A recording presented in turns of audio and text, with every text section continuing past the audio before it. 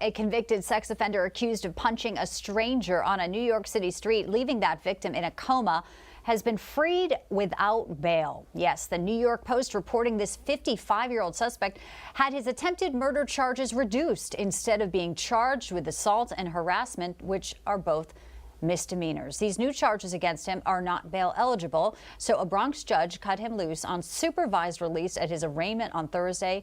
A spokesperson for the district attorney's office told that to the New York Post. A pretty incredible video here. It shows the moment after a New York City taxi driver was killed after being beaten by a group of people in New York City. It was caught on camera. We've decided not to show you the most violent part of it, of course, but we do want to tell you more about this story because it is so disturbing. The NYPD says the driver was killed after chasing a group of individuals that tried to rob him. He was found lying on the road, taken to the hospital where he was tragically pronounced dead. So far, one person has been arrested on manslaughter charges there. Well, police in Los Angeles are searching for more information after a flash mob of looters ransacked a 7-Eleven. You can take a look at that right here. A group of people gathering in front of the convenience store before charging inside and then destroying it. They even hop behind the counter and start taking cigarettes and snack. The clerk there just left to defend the place from itself. Now, also a scary situation for students and teachers in California when a student pulls out a handgun. Stockton police say the school resource officer quickly tackled and disarmed that 17-year-old student after a fight broke out during lunchtime. Yeah, and the teenager has now been arrested, John, for battery, resisting arrest, making criminal threats, and weapons charges. And joining us to discuss this is Stockton, California's police chief, Stanley McFadden, and also that school resource officer who disarmed the student with the gun. Stockton, California resource officer David Scott will be joining us in just a few minutes. And obviously, we've been showing that picture, John, where, you know, his quick thinking in a very intense situation saved, you know, possibly lives here. And this is what they're, you know, here to do. They're there to protect. But, you know, when it happens, obviously, you never know how it's going to go down. And it went down, fortunately, the right way. I think we're trying to get the chief and the officer here. We do. We have the chief on Zoom, and we have the officer also on Zoom, but he's joining us via phone because of some audio issues. Let's start with the chief, though, and tell us, you know, obviously your officers train hard for this, and you try to instill this in them to be there when they are needed. Were you surprised by this? I guess not, knowing I don't know this officer, but we hear about other stories. Parkland comes to mind, in other schools, Uvalde, where the officers did not ostensibly do what they were supposed to do. But tell us about this situation, how your officer actually did step up. You know, it's a very alarming situation, and it's something we train for. And we don't only train internally, you know, we train with our partners, you know, with the Lincoln Unified School District, you know, the superintendent. These are conversations that we've been having at the table for some time.